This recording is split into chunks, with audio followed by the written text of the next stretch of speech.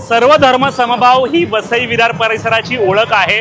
कारण यावर्षी गणेशोत्सव विसर्जन आणि ईद हे दोन्ही एकत्र आल्यामुळे वसई विरारमध्ये मोठ्या प्रमाणावर पोलीस बंदोबस्त असेल असं लोकांना वाटत होतं। परंतु असं असलं तरी मुस्लिम बांधवांनी शांततेत पुढाकार घेत आहे।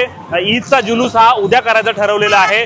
तर दुसरीकडे आज विसर्जन आहे आणि विसर्जन शांततेत पार पडावं म्हणून विसर्जन मिरवणुकीच्या पॉइंटवर जे मुस्लिम बांधवांनी इथे जे गणेशोत्सव मंडळ विसर्जनासाठी येणार आहे त्यांचं स्वागत करण्यासाठी उभे होते।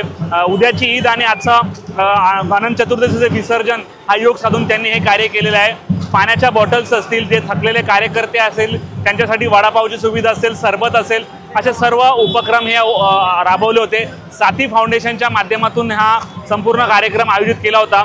वसई पश्चिमेच्या माणिकपूर रोडवर यांनी एक पंडाल टाकून संध्याकाळपासून जे गणेशोत्सव मंडळ असतील त्यांच्या कार्यकर्त्यांना, थकलेल्या दमलेल्या कार्यकर्त्यांना थोडीशी विश्रांती असेल किंवा पाण्याची 2 बोट पाणी असेल किंवा वडापाव असेल, सरबत असेल, अशा सर्व व्यवस्थांनी केली होते।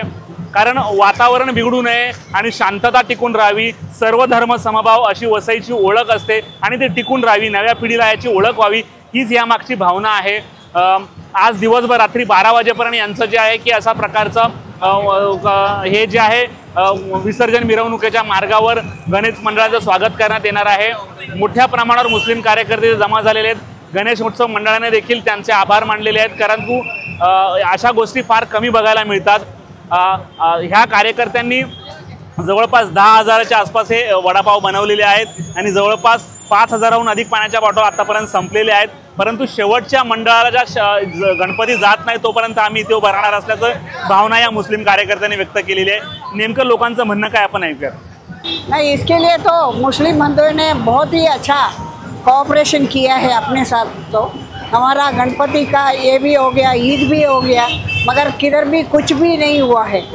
अपना वसई के लोग इतने अच्छे हैं सब लोग। ऐसा आज ईद निमित्त तथा गणेश विसर्जन निमित्त, अनंत चतुर्थी निमित्त साथी फाउंडेशनने हा जो कार्यक्रम ठेवला आहे सर्व गणेश उत्सव मंडळांच्या स्वागताचा, तो अत्यंत सुस्त आणि सर्व धर्म समभाव जोपासणारा आहे आणि हा संपूर्ण भारतीयांनी उदाहरण घेण्यासारखं आहे।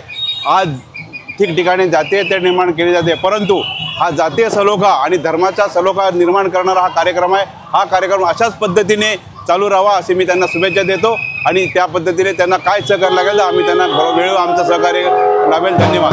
जय हिंद, जय महाराष्ट्र। हम लोग ने आज हमारा ईद उल मिलादुन नबी है और अनंत चतुर्थी है, तो साथी फाउंडेशन और समाधान फाउंडेशन ये हमारा ग्रुप है और हमारा जो फाउंडेशन है, हमने जो मेहनत ये फाउंडेशन में की है, हम लोग ये फाउंडेशन के मतलब कि बताना चाह रहे हैं कि पब्लिक को एक मैसेज जाना चाहिए, हिंदू मुस्लिम एकता टिकना चाहिए।